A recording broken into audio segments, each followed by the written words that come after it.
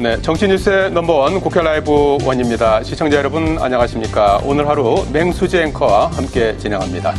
평일 오후 1시 국회에서 일어나는 정치권 소식을 빠르고 생생하게 전해드리겠습니다. 7월 12일 금요일 국회 라이브 원 첫 순서 시작하겠습니다. 먼저 오늘의 주요 뉴스입니다. 국회 법사위의 대통령 탄핵 청원 청문회를 두고 여야가 격돌했습니다. 국민의힘은 헌법재판소에 권한쟁의 심판을 청구했고 더불어민주당은 증인 출석 요구서 수령을 촉구하며 대통령실을 항의 방문했습니다. 국민의힘은 민주당의 당론 발의 법안들이 경제망치기 법안이라고 비판했습니다.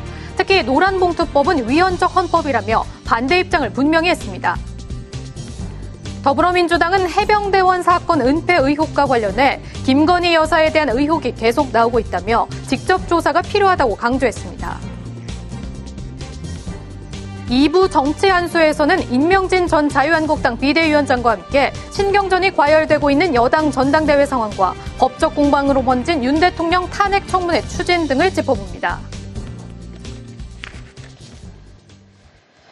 네, 국회 법사위에서 야당 주도로 의결된 대통령 탄핵 발의 국민청원 청문회를 놓고 여야 대치가 심화되고 있습니다. 국민의힘은 헌법재판소에 권한쟁의 심판을 청구했고 더불어민주당은 탄핵 반대 청원도 접수된 만큼 8월에 관련 청문회를 더 열겠다는 입장입니다. 자세한 소식 취재기자 연결해 살펴보겠습니다. 네, 장정현 기자. 네, 국회 중앙홀에 나와 있습니다. 네, 대통령 탄핵 청원 청문회와 관련한 여야 움직임부터 전해주시죠. 네, 야권이 주도하는 대통령 탄핵 발의 청원 청문회는 일주일 뒤인 다음 주 금요일 19일에 개최됩니다. 법사위는 여당 의원들의 반대에도 19일과 26일 두 차례에 걸쳐 청문회를 실시하기로 의결했는데요. 이에 여당 법사위원들은 오늘 헌법재판소에 권한쟁의 심판을 청구했습니다.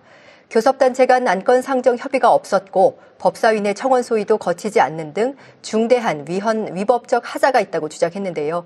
국민의힘은 민주당을 향해 헌법을 유린하고 법치주의를 파괴하는 막가파식 정치를 중단하라고 강하게 비판했습니다. 반면 민주당은 7월에 이어 8월에도 탄핵 청문회를 열겠다며 오히려 공세 수위를 한층 더 올리는 모습입니다. 법사위원장을 맡고 있는 정청래 최고위원은 오늘 최고위원 회의에서 탄핵 찬성 청문회가 19일과 26일 열리는데 탄핵 반대 청문회도 공평하게 8월 중 두 차례 추진하겠다고 말했습니다. 여기에 야당 법사위원들은 오전에 대통령실을 항의 방문해 대통령실 관계자들의 증인 출석 요구서 수령을 촉구하면서 법사위에서 대통령 탄핵과 관련한 여야 극한 대치를 예고했습니다. 네, 민주당이 어제 노란봉투법과 전세사기 특별법 등 여야 쟁점 법안들을 당론으로 채택했는데 국민의힘이 오늘 민주당의 당론 법안들을 작심하고 비판했군요. 그렇습니다. 국민의힘이 무책임한 당론 입법을 지양하라고 민주당에 촉구했습니다. 추경호 원내대표는 지금 민주당이 입법을 주도하는 여러 법안들은 온통 경제를 거꾸로 가는, 경제를 망치는 법안들이라고 주장했는데요. 특히 노란봉투법이 문재인 정부의 국정과제였음을 강조하고 당시 민주당은 절대다수 의석을 갖고도 강행 처리를 포기했던 법안이라고 지적했습니다. 노사 갈등을 심화시키고 위헌 소지가 다분한 것을 민주당도 잘 알고 있다는 건데요. 또 양곡관리법, 민생지원금법도 언급하며 민주당이 하루아침에 앞뒤 다른 말을 끊임없이 하고 있다고 비판했습니다. 추경호 원내대표 발언 들어보시겠습니다.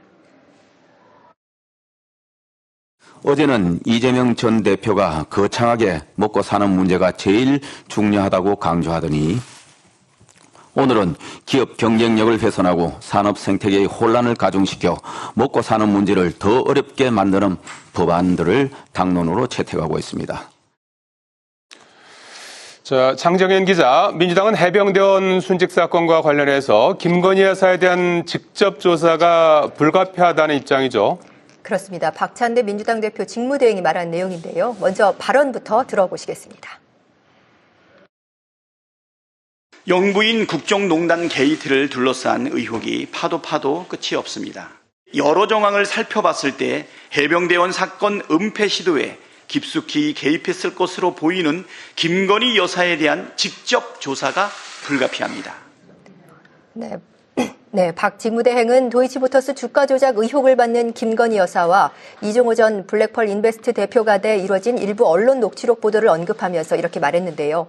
영부인이라는 뒷배가 있었던 것으로 의심됐다고 목소리를 높이면서 모든 의혹과 문제의 근원은 결국 윤석열 대통령 부부라고 주장했습니다. 그러면서 하나같이 특검을 해야 할 필요성을 더하고 있다고 덧붙였는데요. 국민의힘을 향해서는 대우각성하고 해병대원 특검법에 협조하라고 촉구했습니다. 네, 그리고 국회 교육위원회가 22대 국회 들어 첫 전체회를 열었죠. 네, 교육위가 오전부터 열려 교육부 등으로부터 업무 보고를 받고 현안 질의도 함께 진행했습니다. 교육부는 이 자리에서 주요 정책 추진 과제를 보고했는데요. 유보 통합과 늘봄 학교, 공정 수능 등을 통한 사교육 부담 경감, AI 교과서 등이 포함된 교실 혁명 등입니다. 현안 질의에서는 AI 교과서가 쟁점이 됐는데요. 야당 측은 청소년들이 디지털에 과몰입되는 등의 부작용이 클 수 있고 현장에서 어떤 효과가 있는지 아직 확인되지 않은 만큼 AI 교과서 도입에 신중을 기해야 한다고 당부했고요. 여당 측은 홍보가 많이 부족하다는 지적과 함께 AI 교과서 도입과 관련한 여러 오해들을 정부가 빠르게 불식시킬 필요가 있다고 강조했습니다. 교육위는 오후에도 이어지는데요. 의대 증원 문제도 뜨거운 감자가 될 것으로 보입니다. 지금까지 국회에서 전해드렸습니다.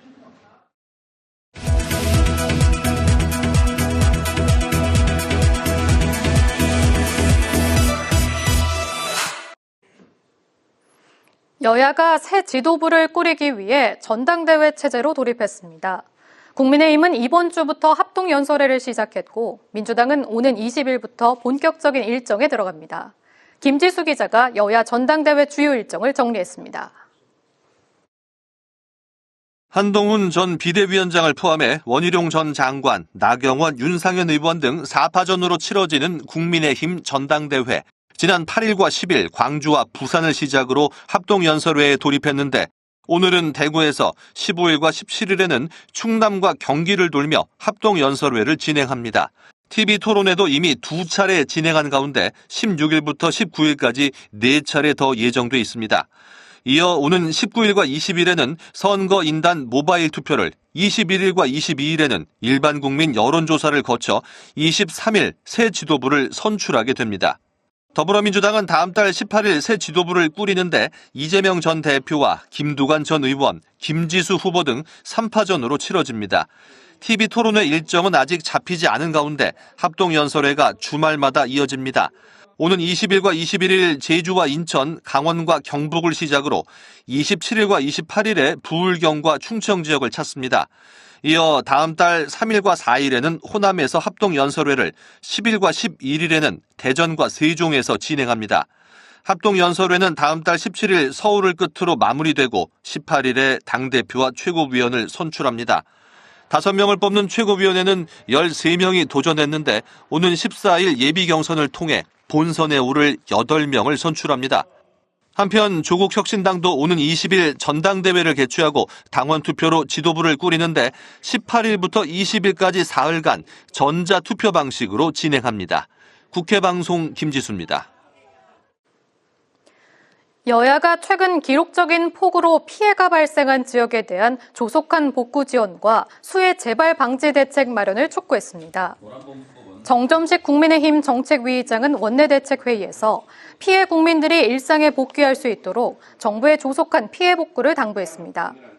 박찬대 더불어민주당 당대표 직무대행 겸 원내대표는 정부를 향해 피해가 심각한 지역부터 우선 특별재난지역 선포를 해달라고 요청하고 민주당도 수해 복구 지원에 최선을 다하겠다고 말했습니다. 국민의힘 선거관리위원회가 어제 진행된 방송 토론회와 관련해 원희룡, 한동훈 후보에게 공식 제재를 내렸습니다. 당 선관위는 언론 공지를 통해 두 후보가 공정경쟁 의무 등을 규정한 당원 당규를 위반했다며 각 캠프에 주의와 시정명령 제재 조치 공문을 발송했다고 밝혔습니다. 추경호 원내대표도 많은 당원과 국민이 전당대회의 갈등 양상에 대한 우려의 목소리를 전하고 있다며 돈 없는 상호 비방전은 자제하길 바란다고 당부했습니다. 더불어민주당은 생산활동 인구 감소로 2027년도부터 연금 지출 감당이 어렵다는 전망이 나왔다며 당장 연금 개혁에 나서야 한다고 주장했습니다. 박찬대 당대표 직무대행은 최고위원회의에서 다가오는 베이비붐 세대 은퇴와 초저출생 여파를 감안하면 연금 시한폭탄의 초침은 갈수록 빨라지고 있다고 밝혔습니다. 박 직무대행은 우선 합의 가능한 모수 개혁을 추진하고 중장기적 연금 개혁에 나설 수 있도록 책임 있는 자세를 보여달라고 국민의힘에 촉구했습니다.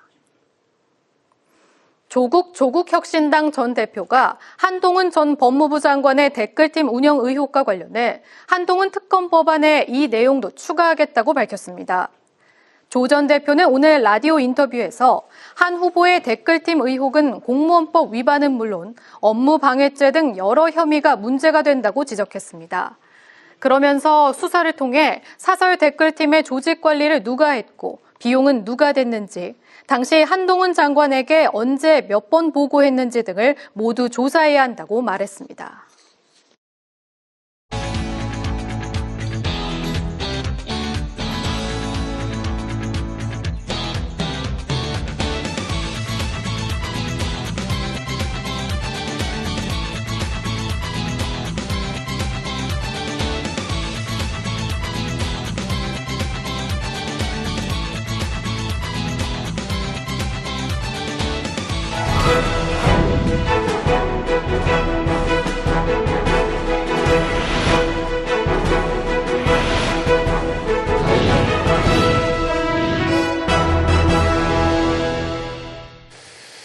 네, 국민의힘 당권 주자들의 신경전이 날이 갈수록 과열되고 있습니다. 결국 당 선관위까지 공식적인 제재에 나섰는데요. 거대 야당인 민주당이 강력한 입법 드라이브와 탄핵 청원 청문회를 추진 중인 상황인 만큼 여당 내부 위기감도 더욱 고조되고 있습니다. 정치 한수 임명진 전 자유한국당 비대위원장과 함께 여야 전당대회를 비롯한 국회 상황 살펴보겠습니다.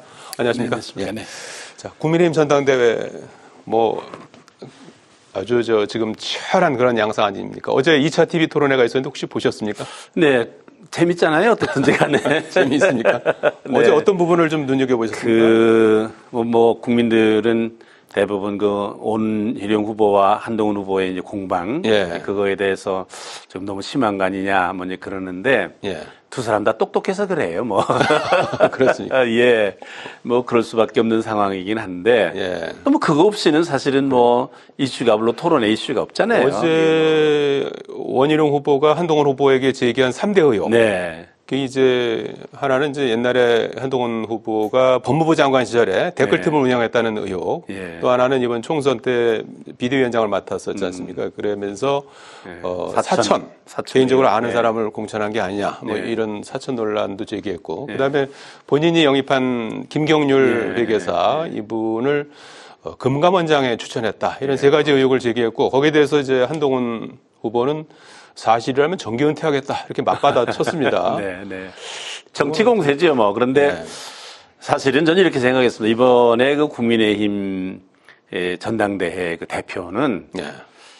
원희룡, 한동훈 두 사람 적합한 사람이 아닙니다. 아, 그렇게 보셨어요? 예. 그 사실은 누가 당의 원로들이든지 당을 걱정하는 분들이 계셨으면 만류했어야 되는 거예요. 나오지 못하도록. 예. 예. 지금 사실은 이 국민의힘이 탄핵 이후에 거의 괴멸살태 상태거든요. 국민의힘을 사실은 지금 내부를 보면은 재건을 해야 예. 새롭게 혁신하고 개혁을 하지 않으면은 예.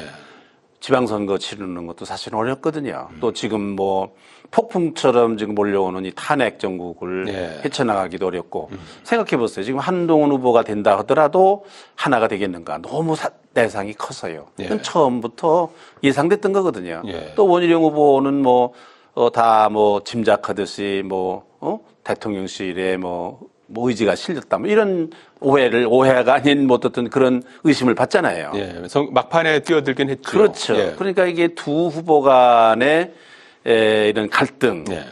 이게 지금 국민의힘으로는 절대적으로 지금 단합이 필요하거든요. 예. 탄핵이라든지 여러 가지 지금 그 안건 있잖아요. 민주당에서 제기한 특검 추진이라든지. 45가지가 예. 있는데요. 예. 당론으로 결정한 예. 법안이. 그건 조금 이따 여쭤보려고 예, 하고 있습니다. 상당히 많은 부분은 거부권을 행사해야 되는 그런 상황인데 제2권을 청구해야 되는 상황인데 8명만 이탈해도 이게 어렵거든요. 예. 이런 상황 속에서 당의 분열이 온다. 더군다나 이 두 사람의 경우는 대권 후보 아닙니까? 네. 본인들이 그렇게 하잖아요. 근데 이러는 경우는 당헌당규에서 내년 9월에 전당대회 또 해야 되거든요. 예? 네. 적어도 누군가 9월이면 1년 반 전에 사퇴하도록 그렇죠. 돼 그러니까 있죠. 2년 정도를 맡아서 적어도 다음번 그 지방자치 선거할 때까지 맡아서 당을 쇄신하고 혁신하고 총선 때 이렇게 벌어져 있는 이거를 갈등 이런 거를 당내 갈등을 화합하는 그런 역할을 하는 것이 당대표거든요. 예. 그러려면은 당대표가 사실은 상당히 정치적인 야망이 없어야 되는 사람이에요. 이게 지금 대권 주자는 대권 아니다. 주자가 당대표를 맡으면은 이 당을 자기의 정치 기반으로 예. 대권을 나가기 위한 하나의 정치 기반으로 당을 변모시킬 거거든요. 예. 그럼 반발이 없겠습니까? 이래서 나는 두 사람은 적어도 적합한 사람이 아니다. 사실은 두 사람이 스스로 양보를 했어야 되는 거예요. 대권 나가려고 그러면 당을 내가 당을 당대표를 맡아서 제대로 할 수 있을까? 예. 그 당을 위해서라도 사실은 자기들이 조금 자제를 하고 예. 더군다나 한동훈 후보 같은 사람은 총선도 진 사람인데 예. 좀 공부도 좀 하고 지금 뭐 당을 합니까? 선거를 합니까? 한동훈 후보가. 예? 그러니까 좀 조금 쉬어가면서 공부도 좀 하고 자기 수련도 좀 하고 이렇게 하고서는 예. 대권을 나가든지 그랬어야 이게 더 좋을 뻔했다 그런 그런데 생각을 하고. 지금 뭐 이제 이미 이제 엎질러진 그러니까 분이라고 엎질러진 할까요? 분이죠. 예, 이렇게 돼 있는데요. 그래서 나경원 후보는 사실은 대권은 아니거든요. 자기 선언했어요. 난 대권 안 나간다. 예. 그래서 되게 지금 국민의힘의 그 여론 형성이 두 사람 다 지긋지긋하다, 싸움하는 거. 이래서 지금 여론조사 중에 아마 한두 가운데서는 그 기류가 예. 나경원 후보가 2등 정도로 좀 올라서는 그런 분위기가 이렇게 미묘한 분위기가 감지되는 것 같아요. 예, 네. 순위가 조금 이제 바뀌는 그렇게 것 같아요. 바뀌었다는 여론조사가 있었는데 예. 그래도 여전히 한동훈 후보가 앞서 뭐 있죠. 얼등에 앞서가기 때문에 선거 기간이 얼마 남지 않았지 않습니까? 이제 그래도 투표일까지. 대부분의 관측은 그 사이에 변화가 있을 수도 있다고 한동훈 보십니까? 후보가 과반수 1차에 되기는 상당히 어렵다라는 게 관측 아닙니까?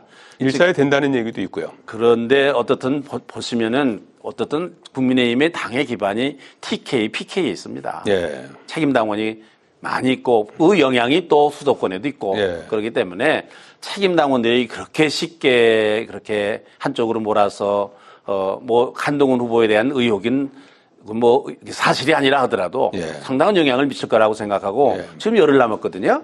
네. 예, 열흘 가까이 남았으니까 그 선거라는 건 2, 3일 몰라요. 투표일은 예. 전당대회는 23일이고 투표는 19일부터 되니까 뭐 일주일밖에 안 일주일밖에 안 남았죠. 그래도 어쨌든 그건 선거는 변화가 잘 모르는 있을 수 것 같아요. 있다. 변화가 나는 있을 수 있을 거로 생각하고 예.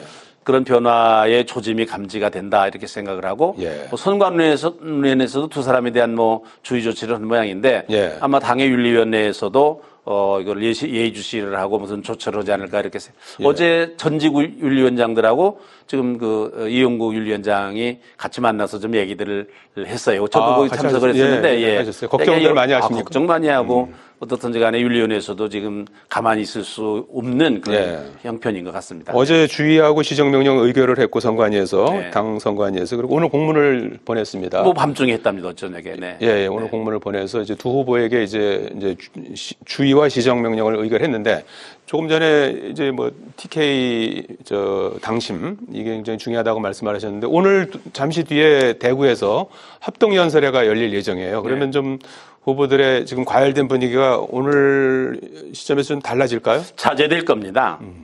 선관위가 그만큼 얘기를 했는데 또 자기들도 국민 지금 여론이 어떤지 지금 눈살을 찌푸리고 있는 이런 그걸 감지 못 하겠습니까? 예. 그러니까 자제할 거로 생각하면 자제를 못 하면 센스 없는 사람들이죠.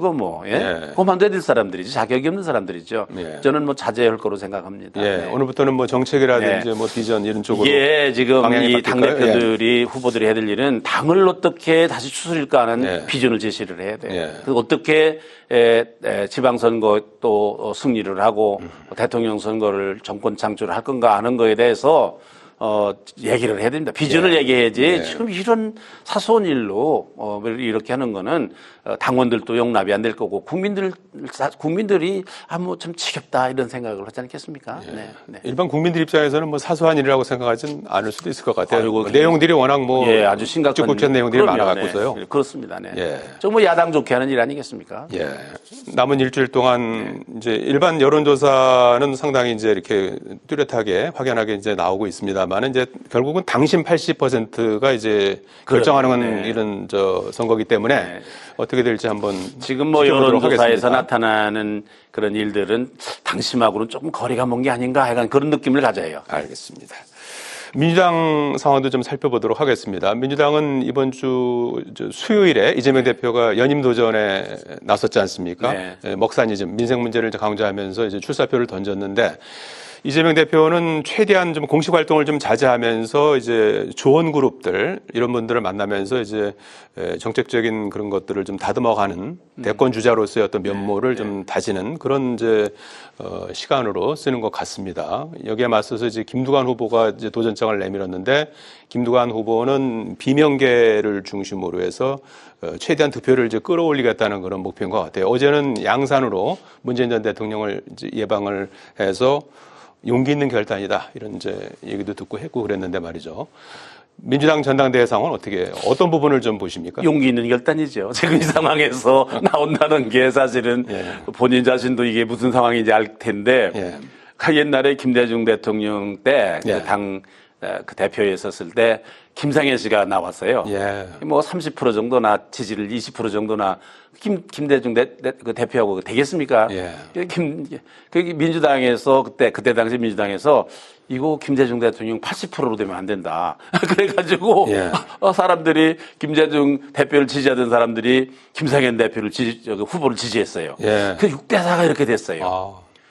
국민분들 보기에도 이게 모양새가 안 좋다. 아마 나는 그때 생각을 하는 거예요. 지금 이게 지금 그래서 상당한 이재명 대표를 지지하는 사람들이 전략적으로 김두관 대표를 찍지 않을까 하는 그런 후보를 찍지 않을까 그런 생각을 좋은 약간 모습이죠. 근데 그러니까 또 이재명 후보는 아무래도 좀 여유가 있으니까. 난 모처럼 내가 지금 민주당을 칭찬하고 싶은 생각이 있는데 연금 개혁 같은 거 있잖아요. 하겠다는 거 아닙니까? 지금 금년 20이 들어와서도 지금 오늘 아침 신문 보니까 몇 조가 지금 늘어났어요. 하루에 얼마가 늘어난다나요? 시급한 문제인 것 같아요. 심각한 문제인데 본래 민주당에서 내놨잖아요. 0.5% 차이로 지금 국민의힘하고 합의가 안 된 거 아니에요. 그러니까 민주당이 이게 지금 사실은 일당인데요. 국회를 지금 주도하고 입법권은 사실은 민주당에게 책임 있는 거거든요. 권한도 있고 책임도 있는 거거든요. 연금 개혁을 하겠다. 또 지금 이재명 대표도 당에서는 좀 반대를 하지만 종부세라든지 금투세라든지 이거 사실은 민주당에서는 반대하는 안 아닙니까? 이제 그거를 좀 설득하고 그러는 모양인데 그건 난 좋은 모습으로 보는 거고요. 그럼에도 불구하고 지금 45 법안을 글쎄요.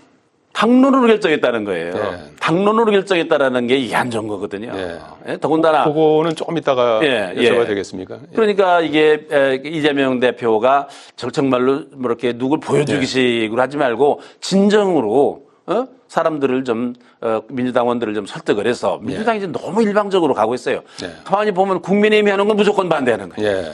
이게 이래도 되겠습니까? 국민의힘이 주장하는 거라 하더라도 이게 국민들을 위하고 나라 경제를 위하고 나라를 위하는 거라면 앞장서서 해야 되거든요. 지금 반도체법이든지 이거 많이 있거든요. 그래서 이재명 대표가 어떻든 여유를 가지고 설득을 한다고 그러니 다행스러운 일이고요. 설득을 할 수 있었으면 좋겠어요. 이재명 대표가 이제 연임이 이제 될 경우에 이재명 대표의 이제 2기가 열리게 되는데 그때 이제 어떤 모습으로 또 바뀌게 그러니까 될지. 이재명 대표도 지금 사법 리스크에 지금 몰려 있으니까 탈출구는 거기밖에 없어요. 국민적 지지를 이재명 대표도 받아야 돼요. 그래야 사법 리스크에서 벗어날 수 있어요. 국민의힘을 압박하고 국민의힘을 어떻게 하는 것보다는 국민들의 지지를 받는 길이 그게 이재명 대표가 살 길이거든요. 그게 또 대권 전략이기도 그렇죠. 하고. 그렇군요. 다 있군요. 대권 전략이 세워져야 자기가 살 길이 있는 거니까 이재명 대표가 현명한 결정을 했다 저는 그렇게 생각을 해요. 지금 국회에서는 탄핵 청원 청문회 때문에 상당히 긴장감이 고조되고 있습니다. 그래서 민주당 주도로 해서 지금 다음 주 금요일, 그 다음 주 금요일 해서 이제 청문회를 열기로 이렇게 이제 일정을 잡은 상태인데 이번에 탄핵 반대 청원이 들어왔습니다. 국회에. 그래서 5만 명이 넘으면 6만 명 됐다고 그러더라고요, 지금. 상임위에 이제 보고가 되고 6만 명이 넘었어요. 예. 그래서 보고가 됐는데 민주당에서 오히려 탄핵 반대 청문회를 하자 이렇게 지금 얘기를 했습니다. 네. 그런데 이제 국민의 입장에서는 뭐 탄핵 청원 찬성이든 또는 탄핵 반대 청문회든 다 이제 위법하다 이런 입장이고 헌법재판소에 이제 권한쟁의 심판을 이제 청구하겠다는 그런 입장입니다. 그래서 이 청문회 정국 어떻게 보시는지요? 좀 재미있었어요. 찬성 청원이 한 130 넘었다는 거 아닙니까? 예. 그래서 민주당에서 뭐 중인들도 막 다 신청을 해가지고 뭐 김건희 씨 어머니도 나와야 된다, 김건희 여사도 나와야 된다, 뭐 그리고 저걸 어떻게 할 건가? 예. 그런데 또 반대 청원이 오니까 예. 사실은 처음에는 걱정했어요. 아주 반대 청원 이 사람들이 할까 안 할까 걱정했더니 네. 민주당에서 오히려 덜컥 받은 거 아니에요. 네. 사실은 반대 청원이나 찬성 청원이나 그거 청문회 하는 건 마찬가지 아닙니까? 그렇습니다. 예. 그래서 아마 민주당이 덜컥 받아가지고 이제 그런, 더군다나 뭐 이게 반대 청원을 낸 사람이 무슨 그 국민의힘 시의원이라는 거 아닙니까? 예, 예. 이종배 서울시 시의원. 그래서 예. 이게 어떻게 되는가 굉장히 걱정을 했는데 예. 저는 이 문제는 해프닝으로 끝날 거로 봅니다. 아, 왜냐하면 그래요? 예. 문재인 대통령 때 146만 명이 청원을 하는 게 있었어요. 예. 그때도 예. 탄핵. 그때 어떻게 결정했느냐. 이거는 대통령에 대한 탄핵은 헌법에 규정이 되어 있는 거거든요. 예? 그래서 국회의원들이 발의를 해고 과반수 이상인가 발의를 해가지고 예. 뭐 3분의 2가 찬성을 한다든지 이러면 탄핵이 진행이 되는 거거든요. 예. 헌법에 명시되어 있는 거거든요. 예. 저거는 사실은 무슨 어떤 상임위원회에서 무슨 청문회를 해야 될 그런 대상이 아니거든요. 예. 그래서 문재인 정부 때도 이거를 기각을 했어요. 안 했어요. 예. 그건 전례가 있는 거고, 뭐 헌법재판소에 권한쟁의 심판을 예. 청구를 했다고 그러는데 저는 뭐 그것도 뭐 헌법재판소가 헌법을 기준으로 하는 건데 이 탄핵에 대해서는 뭐 다른 판사나 이런 건 모르지만은 이 탄핵에 대해서는 명백하게 헌법에 규정되어 있는 거기 때문에 저는 찬성이든 반대든지 저걸 청문회하는 건 난 못 될 거로 봅니다. 저거는 네. 정말 정치 공세에 끝나는 거지 저건 안 될 거로 봅니다. 그와 관련해서 전례가 있기 때문에. 예, 그와 관련해서 민주당의 입장을 제가 말씀드리면 문재인 전 대통령 때는 이제 탄핵 청원이 대통령 청와대에 있었다는 거고 지금 이제 국회에 이제 마련된 제도고 그런 얘기를 이제 하죠. 그렇게 하고 그다음에 이제 탄핵 청원 청문회지 탄핵을 위한 절차는 아니다. 청원이 들어왔으니까 하는 청문회다. 이렇게 이제 설명은 하고 있어요. 문제는 그 탄핵 청원을 제가 봤습니다. 5가의 찬성이. 예. 예? 근데 그게 굉장히 합리적이질 않아요. 이게 예. 사유가. 사유가. 예. 아니 무슨 뭐 북한에다가 뭐 방송 오는 것 때문에 이건 뭐다. 일본에 무슨 후쿠시마 투기. 오염. 예, 후쿠시마. 후쿠시마.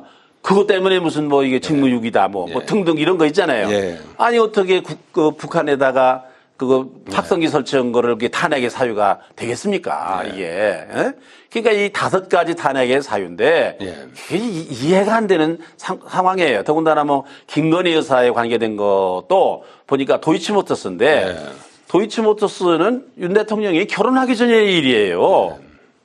김건희 여사하고 결혼하기 전에 일어난 일인데 그거를 가지고서 탄핵의 사유를 삼는다. 그게 설득력이 있는 겁니까? 그러니까 저게 웃음거리예요 보면. 알겠습니다. 그러니까 모르겠습니다. 뭐 이게 지금 정치적 공세죠. 사람들 불러내서 망신 주기 하고 뭐 그런 걸지 모르지만 그 제1야당이 그런 일 하면 되겠습니까? 지금?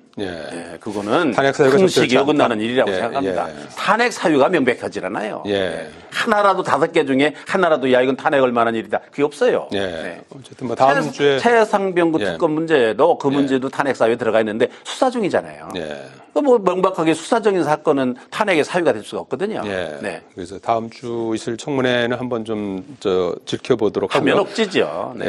앞서 말씀하셨던 이제 당론으로 지금 민주당이 어제도 노란봉투법 등 7개 법안을 당론으로 채택했습니다. 그래서 어제까지 국회가 열린 지 지금 43일 차예요. 그래서 현재까지 45건의 법안을 당론으로 정해서 하루에 한 건 이상을 당론으로 법안을 채택하면서 강하게 이제 입법 드라이브를 걸고 있는 그런 상황 아니겠습니까? 그래서 네.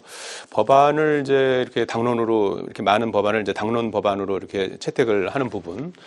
그리고 이제 이 당론 법안에 대해서 무조건 또 따라야 되는 그런 건가요? 어떻게 보시는지요? 어느 신문에 보니까 민주당원들 자신도 당론이 뭔지 모르고 워낙 양이 많으니까. 예, 양이 많으니까 모르고만 예. 제출된 당론이 많다고 그럽니다. 예, 예.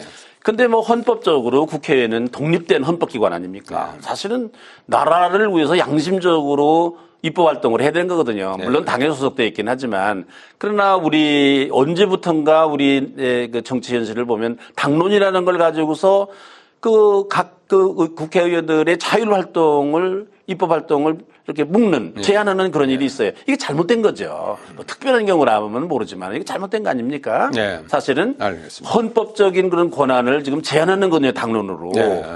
그러면 국회의원 모두를 뽑아요. 네. 당론으로 결정하고 말지. 네. 그러니까 이거는 근본적으로 입법 취지에 민주주의 대의민주주의의 그런 그 입법 처지에 어긋나는 일을 지금 이건 행포죠 일종의. 당론 채택은 뭐 과거에도 여야 할 것 없이 다 뭐 했죠. 근데 그거는 사실은 비정상적인 거 아니었습니까? 네. 지난번에 안철수 그 의원이 혼자 딱 앉아가지고 반대하더라고요. 네. 그건 좋게 봤습니다, 그거. 예. 예. 대병 국민들도 아마 특검법. 좋게 봤을 예. 겁니다, 예. 그게. 뭐 무슨 그 당내에서는 뭐 제명해라 뭐 이런 얘기 있지만 그건 뭐 나는 굉장히 신선하게 봤습니다. 예, 네. 알겠습니다. 자, 오늘 말씀 여기까지 듣겠습니다. 고맙습니다. 감사합니다. 네. 예, 정치 한수 임명진 전 자유한국당 비대위원장과 함께했습니다. 시청해주신 여러분 고맙습니다.